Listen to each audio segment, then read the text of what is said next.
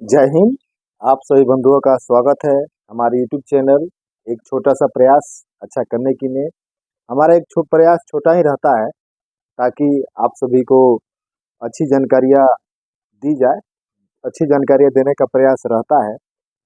इसी अच्छी जानकारियाँ देने के प्रयास में आज का जो विषय है वह है हजाट हंट। सुरक्षित शनिवार, विद्यालयों में सुरक्षित शनिवार, प्रत्येक शनिवार को सुरक्षित शनिवार मनाया जाता है, बच्चों को जानकारियाँ दी जाती है। इसी क्रम में आज का जो विषय है, बच्चों को सुरक्षित शनिवार अप्रैल माह के तृतीय शनिवार को, जिस सुरक्षित शनिवार के दिन बच्चों को जानकारियाँ दी जाती है वह है हजाट हंट। इस पर हम चर्चा करेंगे। उससे पहले आप सभी बंधुओं से एक छोटा सा आग्रह है, यदि आप हमारे चैनल पर नए हैं तो हमारे चैनलों को सब्सक्राइब कीजिए और हाँ, एक बार वो घंटा जरूर दबाएं। तो सबसे पहले हम चर्चा करते हैं आज हजाट हंट।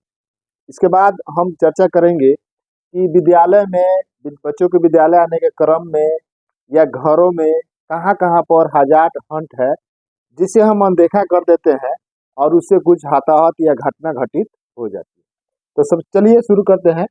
हजाट का अर्थ होता है जोखिम और हंट का अर्थ होता है पहचान, अर्थात जोखिम को पहचानना। हजाट हंट अंग्रेजी शब्द है। इसको हिंदी में कहा जाता है, हजाट का अर्थ होता है जोखिम और हंट का अर्थ होता है पहचान, अर्थात जब हम जोखिम को पहचान लेंगे तो उसे हजाट हंट कहा जाता है। हजाट इसको अन्य शब्दों में देखा जाए, ये कोई स्रोत, जरिया, परिस्थिति या कोई कार्य जिसके होने से नुकसान हो, जैसे किसी को चोट पहुंचे या बीमार हो जाए। अर्थात हजाट ऐसा है कि यदि हम उसको अनदेखा कर देंगे तो उससे हमें चोट पहुंच सकता है या और हमारी तबीयत भी खराब हो सकती है। और उसके बाद है हजाट हंट एक घटना रोकथाम उपकरण है जिसका उपयोग उन संभावित खतरों की पहचान करने के लिए किया जाता है जिसे अक्सर अनदेखा कर दिया जाता है। यह घटना रोकथाम उपकरण है एक प्रकार से, जिसका उपयोग हम संभावित खतरों की पहचान करने के लिए कर सकते हैं। हजाट हंट का उपयोग कर हम संभावित खतरों की पहचान कर सकते हैं और उससे हम बच सकते हैं। अगली परिभाषा को हम देखते हैं। हजाट ऐसी कोई वायु स्रोत जिससे मानव, पर्यावरण, संपत्ति को नुकसान हो, उसे हजाट कहते हैं। अब कोई भी वायु स्रोत जो मनुष्य, संपत्ति या पर्यावरण को नुकसान या क्षति पहुंचाता है उसे हम खतरा कहते हैं। हजाट हंट में ये हम लोग पहले हम परिभाषा के बारे में चर्चा किए। अब हम चर्चा करते हैं विद्यालय आने के क्रम में बच्चे जब विद्यालय आ जाते हैं उस क्रम में उन्हें कहाँ कहाँ पर उन्हें हजाट का सामना करना पड़ता है। आज हम विद्यालय में बच्चों को बताना भी है कि विद्यालय जब बच्चे आ रहे हैं पढ़ने के लिए, तो उस समय उन्हें कहाँ कहाँ पर हजाट का सामना करना पड़ रहा है और उसकी हम पहचान कैसे करेंगे, कहाँ पर कौन सी सावधानियां बरतेंगे, इस पर चर्चा करेंगे। हजाट हंट के तहत कहाँ कहाँ पर जोखिम हो सकता है और उस जोखिम से कैसे बचा जा सकता है, इसी पर हम चर्चा कर रहे हैं। तो विद्यालय जब बच्चे आते हैं तो कैसे आएँ, किस प्रकार से आएँ, बच्चों को ये जानकारी देनी है ताकि जोखिम से, जो दुर्घटना है, उससे बचा जा सके। जैसे सबसे पहला प्रश्न है बच्चों को जानकारी देने के लिए, विद्यालय कैसे आए। जो पैदल आ रहे हैं, मान ली विद्यालय बच्चा आ रहा है, पैदल ही आ रहा है, तो किस प्रकार से आए। किनारे किनारे बच्चों को जानकारी दीजिए कि बच्चे किनारे किनारे आराम से आए। अगर मान लीजिए कोई भारी वाहन आ रहा है, जैसे ट्रैक्टर आ रहा है, बोलेरो आ रही है, स्कॉर्पियो, बस, बहुत सारी सवारियाँ कभी कभी सड़कों पर आ जाती है, चलते भी हैं। उस समय क्या करें, तो बच्चों का बताएं कि हाँ, जब आप विद्यालय आ रहे हैं तो इस प्रकार से वाहन आ रहे हैं, तो आप सड़क किनारे आप आराम से खड़े हो जाए।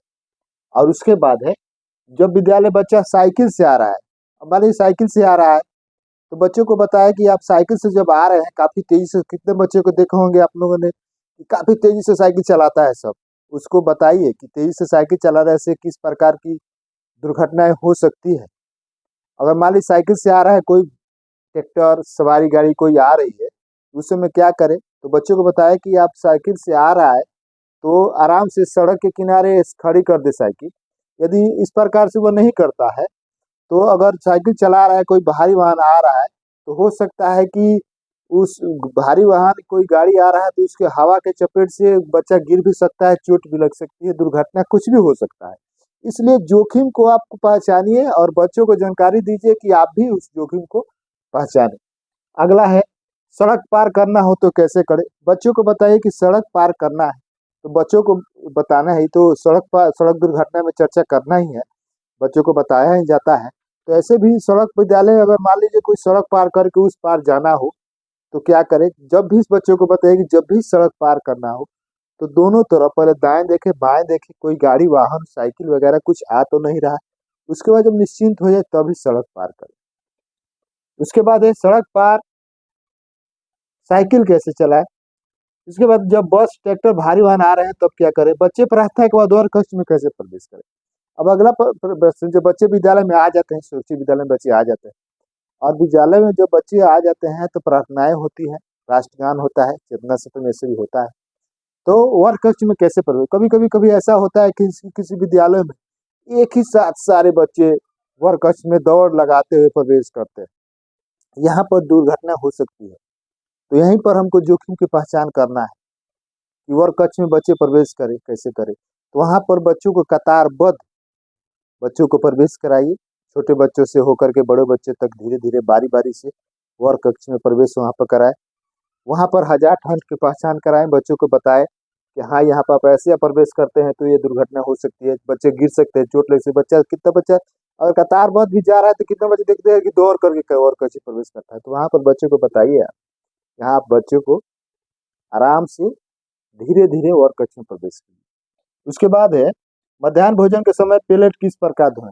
मध्याह्न भोजन होता है तो एकाएक सारे विद्या वर्ग के बच्चे एक के बाद धड़ धड़ करके दौड़ते हुए जाते हैं, प्लेट लेते हैं। प्लेट लेने के क्रम में एक के ऊपर एक बच्चा गिर जाता है, प्लेट छितर पितर हो जाता है।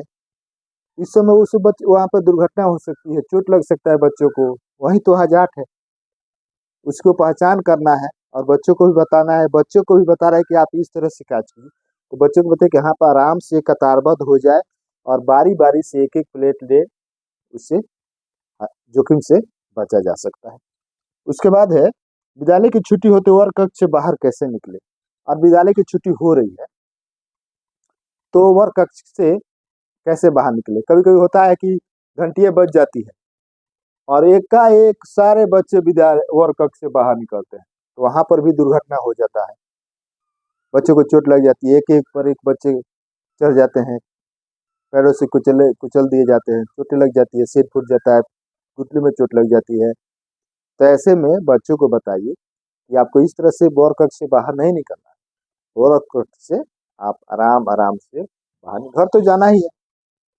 तो विद्यालय आने और जाने के क्रम में भी बच्चों को बताएं कि हाँ आप सड़क से जा रहे हैं तो ऐसे झुंड बना करके नहीं चलिए। जैसे बच्चे जाते हैं तो 5-6 बच्चे एक साथ बात करते हुए जाते हैं, उस तरह से बच्चों को मना कीजिए। इस तरह से दुर्घटना हो सकती है, जोखिम हो सकता है, चोट लग सकती है।